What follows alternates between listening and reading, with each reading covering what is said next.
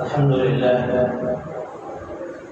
لله نحمده ونستعينه ونستغفره ونؤمن به ونتوكل عليه ونعوذ بالله من شرور أنفسنا ومن سيئات أعمالنا من يهده الله فلا مضل له ومن يضلله فلا هادي له ونشهد أن لا إله إلا الله وحده لا شريك له ونشهد أن سيدنا ومولانا محمدا عبده ورسوله صلى الله تعالى عليه وعلى آله وأصحابه وبارك وسلم تسليما كثيرا كثيرا.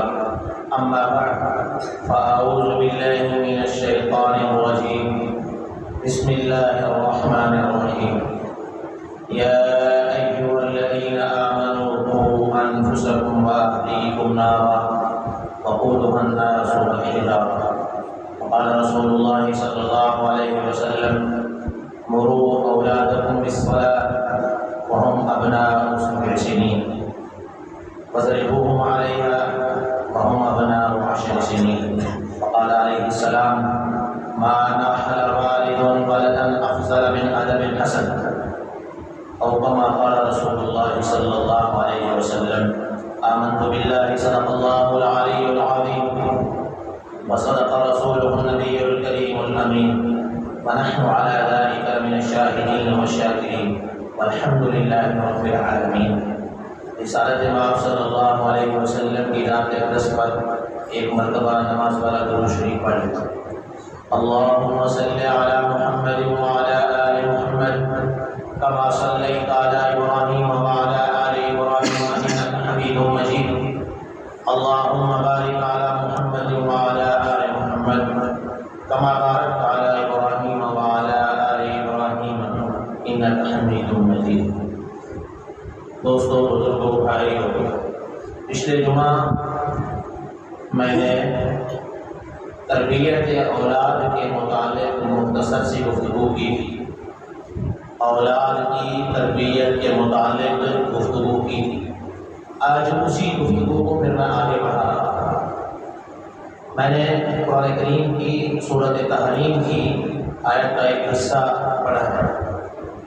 اس میں اللہ جل شانہ ارشاد فرما رہے ہیں اے ایمان والو، یا ایھا الذین آمنوا، اے ایمان والو.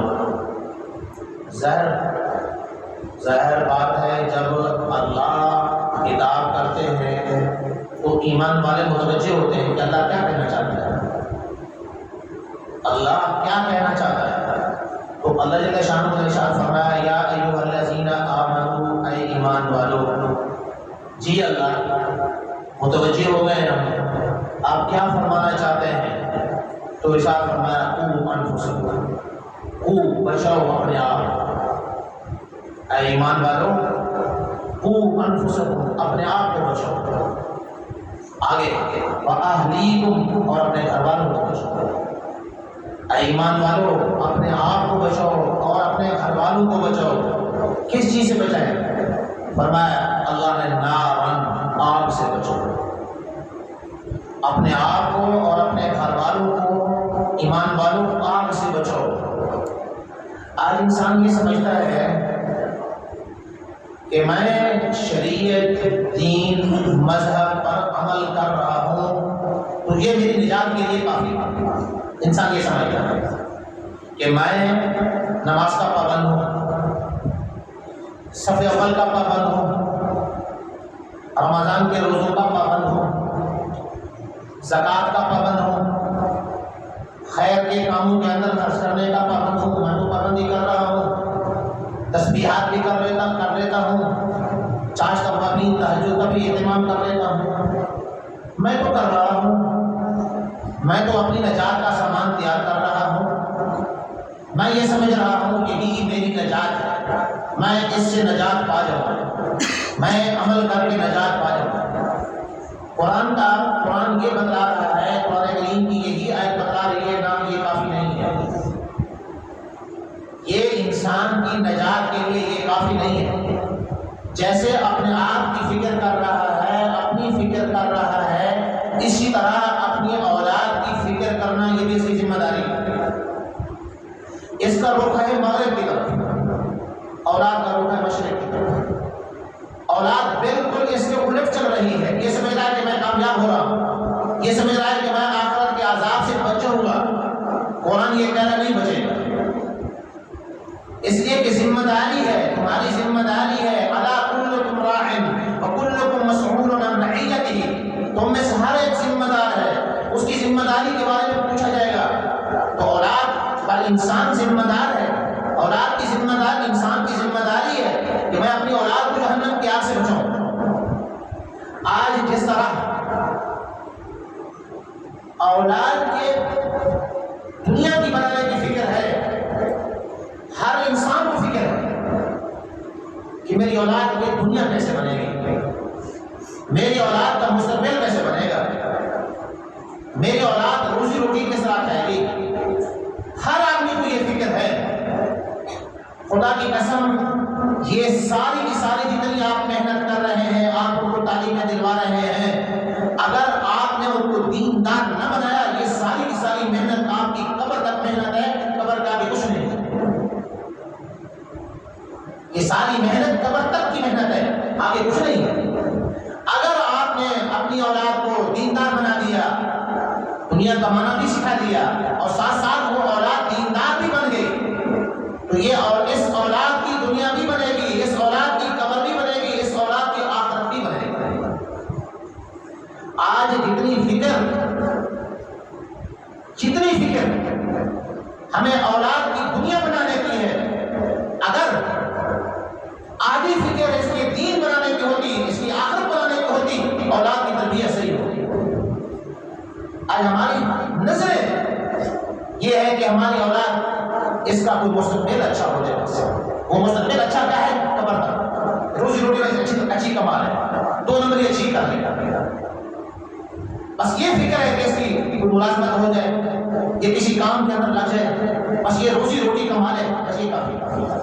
شیخ الاسلام حضرت مفتی محمد تقی عثمانی دامت برکاتہ اپنے مواعظ کے اندر یہ بات ارشاد فرمائی ہے کہ ہمارا ایک آدمی جاننے والا تھا، آتا جاتا رہتا، وہ ایک مرتبہ آیا تو کہنے لگا، بڑا خوش رہا، کہنے لگا بیٹا تھا، کہا بیٹے کا مستقبل بن گیا، اس کا کیریئر بڑا اچھا بن گیا، بیٹے کا کیریئر مستقبل بڑا اچھا بن گیا، اس کی جاب ہو گئی ہے، اچھے مارکس آئیں گے۔ اچھا ہمارے یہاں اچھا مہاتما کیا ہوتا ہے بتایا؟ آپ کو ساتھی کو پتہ ہے اچھا مہاتما کیا ہوتا ہے؟ ہمارے یہاں اچھا مہاتما یہ ہو جہاں حرام زیادہ ملتا ہو۔ ہمارے یہاں ہماری سوچ یہ ہوتی ہے کہ اچھا مہاتما وہ ہوتا ہے جہاں حرام زیادہ ملتا ہے، یہ ہمارا اچھا مہاتما ہوتا ہے، تو یہاں حرام زیادہ ملتا ہے تو یہ اچھا ہے، ملے گا مال کو کھائے گا۔ تو وہ کہنے لگا، حضرت فرماتے ہیں وہ کہنے لگا کہ بچے کا مستقبل بڑا اچھا بن گیا ہے، ساتھ ساتھ باتوں کے اندر کہنے لگا کہ مستقبل اچھا بن گیا، تھوڑا سا بے دین ہو گیا ہے، مستقبل بن گیا ہے لیکن تھوڑا سا بے دین ہو گیا۔ مطلب یہ ہے کہ اس کو مستقبل کی تو اچھی، یعنی مستقبل اچھا ہے اس پر تو خوش تھا، لیکن اس کو اس کے ملحد ہو جانے پر، بے دین ہو جانے پر کوئی ٹینشن نہیں تھی، کوئی فکر نہیں تھی۔ جیسے آج بھی حال ہے ہمارا، اولادیں، میں تو اپنے ساتھیوں سے درخواست بھی کر رہا ہوں، ہمارے پاس تو وسائل نہیں ہے، ہمارے پاس تو اسباب نہیں ہے، کیا کریں؟ یہی مدرسہ اس کو چلانے کے لیے بڑی پاپڑ بیلنے پڑتے ہیں، مشقت اٹھانی پڑتی ہے۔ میں تو اپنے دوستوں کو، ساتھیوں کو کہہ رہا ہوں کہ یہ جو سکول ہے نا، سکول، یہ تم ساتھی، مذہبی ساتھی اپنی نگرانی کے اندر کھولو۔ یہ جو اچھی سکولوں کے اندر تعلیم ہے، مذہبی دوست جن کو اللہ نے اسباب وسائل دیے ہیں، وہ اپنی نگرانی کے اندر یہ سکول شروع کریں۔ اس لیے موجودہ زمانے کے اندر اکثر یہ جو سکول ہے، یہ جو کالج ہیں، آپ سنتے رہتے ہیں، یہ بچوں کی تربیت نہیں کرتے، یہ بچوں کے ذہنوں کو برباد کرتے ہیں، یہ نسل کے ذہنوں کو برباد کرتے ہیں، شکوک و شبہات پیدا کرتے ہیں۔ اگر اچھے مذہبی دوستوں کی نگرانی زمانے کے اندر جن کو اللہ نے طاقت دی ہے، وسائل دیے ہیں، جب وہ شروع کریں گے ان سکولوں کو، کالجوں کو جب شروع کریں گے تو کم از کم دل تو ہمارا بھی مطمئن ہوگا کہ ہم اپنا بچہ بھیج رہے ہیں، یہ ہمارا بچہ سکول میں پڑھے گا، کالج میں پڑھے گا، انجینئر بنے گا، ڈاکٹر بنے گا، کسی منصب پر جائے گا، تو کم از کم یہ ہوگا اس کے ذہن کے اندر تو دین ہوگا نا، یہ مذہبی طور پر تو ہمارا ہوگا نا۔ یہ جو آج کے لیے کارن ہے اللہ ماشاء اللہ ہر جگہ ہوتا ہے، ان میں سے اکثر یہ امت کے نوجوانوں کے بچوں کے ذہن کے اندر شکوک و شبہات پیدا کرتے ہیں، بڑے بڑے موٹے مسائل کے بارے میں ان کو پتہ نہیں ہوتا، یا کسی کی ایمان پر، کسی کے اشاروں پر، این جی اوز کے اشاروں پر یہ ان نوجوانوں کے ذہنوں کے ساتھ کھیلتے ہیں، ان کو برباد کرتے ہیں۔ اس لیے کوشش کریں، اب بھی ایسے ادارے بہت سارے ہیں جہاں مذہبی طور پر اچھا تربیت بھی ہوتی ہے، سکول بچے سکول کالج بھی پڑھ جاتے ہیں، تربیت بھی اچھی ہو جاتی ہے، انہیں اداروں کا انتخاب کریں، ہم اپنے بچوں کو ایسے نہ جانے دیں۔ تو میں یہ عرض کر رہا ہوں، تو اگر یہ فکر ہوگی ہماری، فکر ہم فکر کریں گے تو پھر کام بنے گا، اگر تربیت کی فکر نہیں ہوگی پھر کام نہیں بنے گا۔ آپ اندازہ لگاؤ نبی کریم صلی اللہ تبارک و تعالی وسلم کس قدر تربیت فرماتے ہیں۔ حضرت عمر بن ابی سلمہ، یہ سیدہ ام سلمہ جو ہماری اور آپ کی ماں ہے، یہ ام سلمہ کے بیٹے ہیں، نبی علیہ السلام کی پرورش میں ہے، بچے تھے۔ ایک موقع پر آپ علیہ السلام کے ساتھ کھانا کھا رہے تھے، بچے ہوتے ہیں تو بچہ کبھی بایاں سے کھاتا ہے، کبھی دائیں سے کھاتا ہے، کبھی اپنے آگے سے کھاتا ہے، کبھی دوسرے کے آگے کھاتا ہے۔ نبی علیہ السلام نے دیکھا کہ عمر کا ہاتھ کبھی ادھر آ رہا ہے، کبھی ادھر آ رہا ہے، کبھی آگے اپنے آگے، کبھی دوسروں کے آگے کھا رہے ہیں۔ نبی کریم صلی اللہ علیہ وسلم نے ارشاد فرمایا، یا غلام، اے بیٹا، سم اللہ وقل بیمینک وقل مما یلیک۔ تین ادب بتائے، حالانکہ یہ معصوم بچے تین ادب سیکھ رہے ہیں۔ کیا فرمایا؟ بیٹا بسم اللہ پڑھ کر شروع کرو، اللہ کے نام کے ساتھ شروع کرو، اور کل بیمین، دائیں ہاتھ سے کھاؤ۔ آج پتہ نہیں تو سوچتے ہیں پتہ نہیں کیا، ہم کدھر جا رہے ہیں، ہمارا رخ کدھر ہے۔ بڑے بڑے سمجھدار، جس کو ہم سمجھدار کہتے ہیں، بڑے بڑے مناسب والے، عہدوں والے، وہ پیتے ہیں بائیں ہاتھ سے پیئیں گے، چائے پئیں گے بائیں ہاتھ سے، پانی پئیں گے بائیں ہاتھ سے۔ یہ فخر ہے؟ یہ کیا ہوتا ہے؟ ہمارا دین ہے، ہمارا مذہب ہے، ہمارا معاشرہ ہے، بھائی بائیں ہاتھ سے ہمارے پاس بھی کوئی ساتھی آ جاتے ہیں، ہم کہتے ہیں اللہ کے بندو اپنے عہدوں اور مناسب کو بھی دیکھو، اپنے عہدوں اور مناسب کو بھی دیکھو اور یہ حرکت بھی دیکھو۔ بھائی بائیں ہاتھ سے بچہ کھائے اس کو بھی روکا جائے کہ نہیں دائیں ہاتھ سے کھاؤ۔ یہ کوئی ہمارا معاشرہ ہے، ہمارا دین ہے؟ بائیں ہاتھ سے پی رہے ہیں، بائیں ہاتھ سے کھا رہے ہیں، فخری انداز میں۔ نبی کریم صلی اللہ تبارک و تعالی وسلم نے ایک آدمی کو دیکھا کہ وہ بائیں ہاتھ سے کھا رہا تھا۔ آپ نے ارشاد فرمایا کہ بھائی دائیں ہاتھ سے کھاؤ، دائیں ہاتھ سے کھاؤ۔ اس نے آگے ازرا تکبر جواب دیا کہ میں دائیں ہاتھ سے کھا نہیں سکتا، میں دائیں ہاتھ سے کھا نہیں سکتا۔ نبی کریم صلی اللہ تبارک و تعالی وسلم نے ارشاد فرمایا، لست تعطا، تو کبھی کھا ہی نہیں سکے گا، تو کبھی کھا ہی نہیں سکے گا۔ پھر وہ اپنی موت تک اپنے دائیں ہاتھ کو اپنے منہ تک نہیں اٹھا سکتا۔ تو مطلب یہ ہے کہ بھائی تربیت کا زمانہ بچپن ہوتی ہے، بچپن کے زمانے کے اندر آپ دیکھیں بچہ اگر بائیں ہاتھ سے کھا رہا ہے اس کو سمجھائیں بیٹا دائیں ہاتھ سے کھا جائے، آج کہیں گے، کل کہیں گے، پرسوں کہیں گے، بچے کی تربیت بن جائے گی، تربیت ہو جائے گی، تربیت ہو جائے گی۔ اس کو سمجھاؤ، اس کو عادی بناؤ۔ حدیث میں فرمایا نبی علیہ السلام نے کہ بھائی اپنی اولاد کو نماز کا پڑھو 7 سال کا ہو جائے، اور فرمایا جب 10 سال کا ہو جائے تو مارو، 10 سال کا ہو جائے تو مارو۔ آپ اندازہ لگائیں کہ بچے پر نماز تو فرض ہوگی جب بالغ ہوگا، ابھی تو نماز فرض نہیں ہوئی، تو نبی علیہ السلام 7 سال سے فرما رہے ہیں کہ نماز کا پڑھو، 10 سال میں تعلیم کرو، تنبیہ کرو۔ کیا مطلب ہے؟ تاکہ عادت بن جائے، تاکہ نماز کی عادت بن جائے۔ باقی رہا کہ بچے کو پہلے سمجھایا جائے، پیار محبت سے سمجھایا جائے، بات کو سمجھایا جائے۔ اگر مارنے کی نوبت ہے تو مارنے کی شرعاً گنجائش ہے، لیکن مارنے کا مقصد اس کو یہ نہیں ہے کہ ہڈی پسلی آدمی یہ کر دے، زخم پڑ جائے ہمارے سے، مقصود تنبیہ ہوتی ہے، مقصد تنبیہ اور تعجیب ہوتی ہے کہ بھائی تاکہ ان کی یہ غلط روش، غلط عادت چھوٹ جائے، یہ مطلب ہے۔ اس کا یہ مطلب نہیں ہوتا کہ ہڈی پسلی یہ کر دی جائے۔ اور حکیم الامت تھانوی نور اللہ مرتضی فرماتے ہیں کہ بھائی جب غصہ ہو تو اس وقت نہ مارو، جب غصہ ہو تو نہ مارو، تو اس وقت بے اعتدالی کرو گے، افراط اور تفریط کا شکار ہو جاؤ گے، یا زیادہ مار دو گے، زیادہ مار دو گے۔ تو اس لیے جب غصہ ٹھنڈا ہو جائے پھر مصنوعی غصہ پیدا کر کے پھر لگا دو، مصنوعی غصہ پیدا کر کے پھر لگا دو، تاکہ غصے کے وقت آدمی اعتدال کا دامن چھوڑ دیتا ہے۔ تو اس لیے فرمایا تاکہ ان کو تنبیہ بھی ہو جائے۔ مقصد تنبیہ کرنا ہے، مقصد ہڈیاں پسلیاں ایک کرنا نہیں ہے۔ تو میں یہ کر رہا ہوں مقصود بچپن کی تربیت، بچپن کی تربیت، وہ جب بڑا ہوگا تو وہ تربیت ذہن کے اندر نقش ہوگی۔ حدیث میں فرمایا سیدنا حسن بچے ہیں، ظاہر بات ہے نبی علیہ السلام دنیا سے جا رہے ہیں تو 5-6 ساتھیوں میں صدقے کی کھجور آئی ہوئی تھی، حضرت حسن نے ایک دانہ منہ میں رکھ دیا، صدقے کی کھجور۔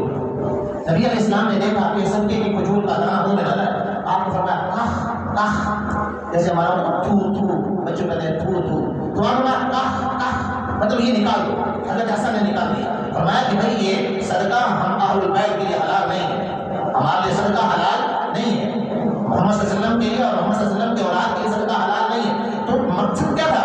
مقصد تربیت کرنا تھا، تربیت کرنا تھا۔ تو آپ کی تربیت کی برکت سے دیکھا آپ نے حضرت کو اللہ نے کہاں پہنچایا۔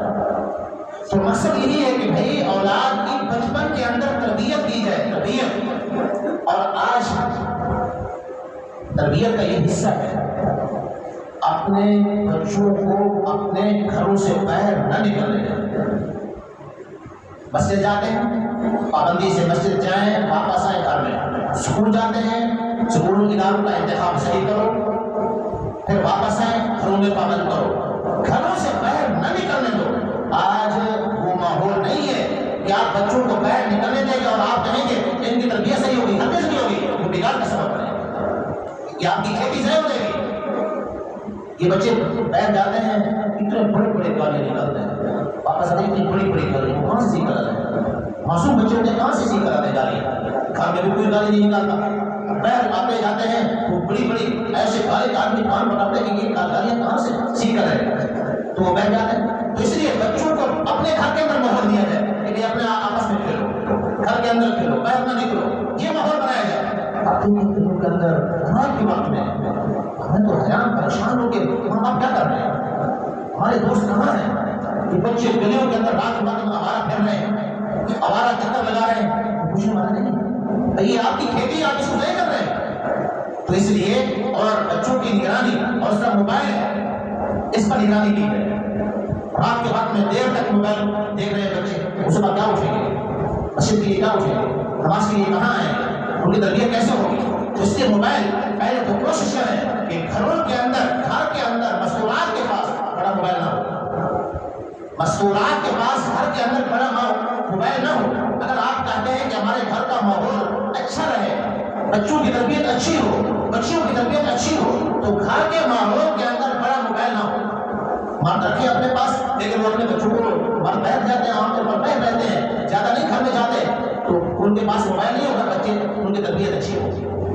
اور اس طرح ایک چیز اور بھی ہے جو بچوں کو بگاڑ کا سبب بنتی ہے بچوں کے، وہ یہ ہے کہ ہم بچوں کے درمیان عدل و انصاف نہیں کرتے، اپنے بچوں کے درمیان عدل و انصاف نہیں کرتے۔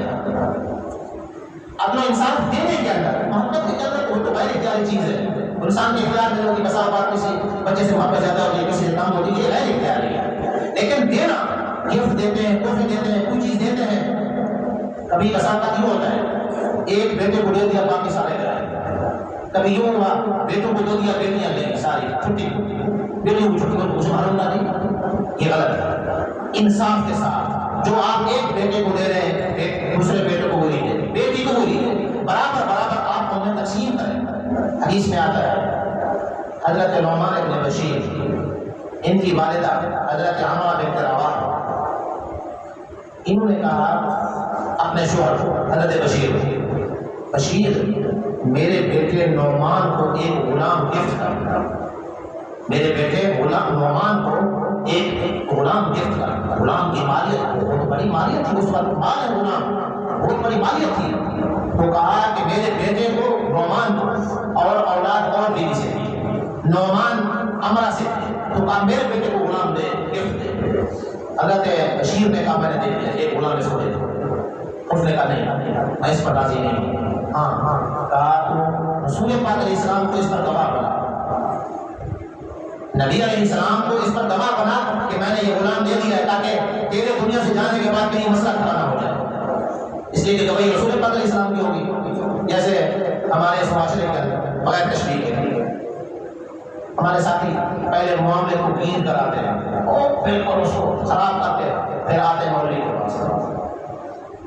آج یہ مولوی ہمارا یہ مسئلہ آتا ہے، مولوی کو تم نے پہلے اس کو برباد کیا اور معاملے کو مولوی کیا حل کرے گا، مولوی کیسے حل کرے گا؟ پھر غیر بات ہے مولوی بیچارہ کوشش کرتا ہے کہ بھائی معاملہ کو صحیح طریقے حل ہو جائے. اب ظاہر بات ہے کہ ایک کے حق میں ہوتا ہے ایک کے خلاف ہوتا ہے، جس کے حق میں ہوتا ہے وہ خوش، جس کے خلاف ہوتا ہے وہ ناراض.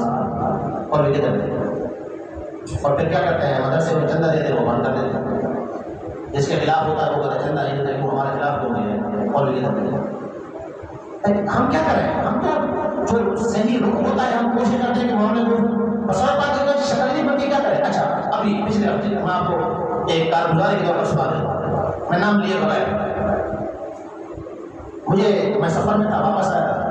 جب سفر میں تھا تو مجھے فون کیا کہ مسئلہ ہے اس طرح تو آپ آئیں. تو میں نے کہا سفر میں ہوگا واپس آ جانا میرے ساتھ. میں نے کہا ٹھیک ہے. میں واپس آیا تو مسجد وہاں پہنچ گئے. تو کہا ہمارا مسئلہ. میں نے کہا کیا مسئلہ ہے؟ تو کہا گلی کا مسئلہ ہے. مسئلہ یہی بنا گلی کا مسئلہ ہے. جی گلی کا کیا مسئلہ ہے؟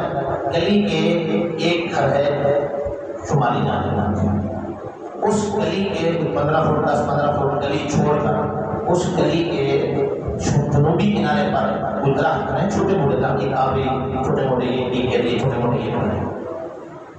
اب یہ گلی کے شمال والا کہتا ہے کہ یہ درخت میں نے مارا ہے، یہ زمین میری ہے. جو جنوب والا ہے وہ کہتا ہے درخت تو میں نے مارا ہے. جنوب والی ادھر اس کی زمین ہے، وہ کہتا ہے کہ زمین میری ہے میں نے مارا ہے، درمیان میں لگی ہے.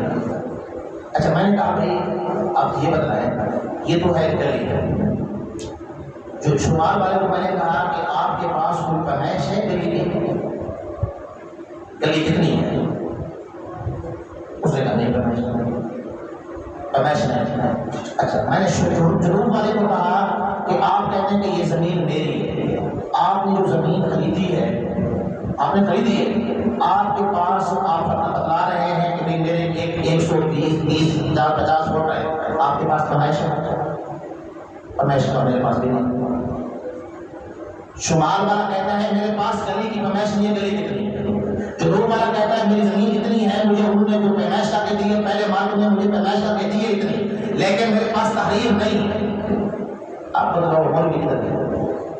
مولوی کیا کدھر ہے؟ ہم پھر کوشش کرتے ہیں کہ دونوں کو کسی معاملے پر لے آئے تاکہ ان کی صورت ہو جائے. معاملہ اتنا نہیں ہوگا. اب ظاہر بات ہے اب کیا ہوگا، میں نے کوئی فیصلہ نہیں کیا، میں نے چھوڑ دیا، میں نے اس کو رہنے دیا، میں نے اسی طرح رہنے پھر دیکھیں گے، میں نے کہا رہنے دو. تو اب میں اگر کسی کے حق میں کوئی بات کر دیتا تو کیا دیکھا اس نے کچھ دیا ہوگا، اس کو کچھ دیا ہوگا. سب مطلب یہ ہے کہ بھائی کچھ تو ہمارے اوپر حق اعتماد کرو. ہم نے کیا جی بد اعتمادی کتنی ایجاد نہیں. مطلب یہ ہے کہ بھائی ہم کوشش کرتے ہیں کہ بھائی شریعت کی رہنمائی مل رہی ہوتی ہے، ہم ان کی رہنمائی کرتے ہیں. اب جب ایسے معاملات ہوتے ہیں تو ہم کیا کریں، وہ نہیں کرتے. تو بھارت میں عرض یہ کر رہا تھا تو حضرت نعمان کی والدہ نے کہا نعمان کو غلام گفٹ کرو اور میں اس وقت تک راضی نہیں ہوں گی جب تک نبی علیہ السلام کو گواہ نہیں بناؤ. اس وقت راضی نہیں ہوں گی، پہلے گواہ بناؤ. حضور کو حضرت بشیر لے آئے بیٹے کو غلام کو، کہا یا رسول اللہ یہ میں غلام دے رہا ہوں اپنے بیٹے نعمان کو، آپ اس کا گواہ بن جائیں. آپ نے ارشاد فرمایا اور اولاد ہے؟ اور اولاد ہے؟ انہوں نے کہا یا رسول اللہ ہے. آپ نے فرمایا اور اولاد کو بھی غلام دیے ہیں، ہر بیٹے کو بیٹی کو غلام دیے جو تو اس کو گفٹ کر رہا ہے، اور اولاد کو بھی دیے؟ اس نے کہا نہیں یا رسول اللہ اور اولاد کو نہیں دیے. آپ نے فرمایا بخاری شریف کی روایت ہے، آپ نے فرمایا لا اشهد علی الجور، میں ظلم پر گواہ نہیں بنتا. میں ظلم پر گواہ ایک کو دے رہا ہے دوسروں کو معلوم کر رہا ہے.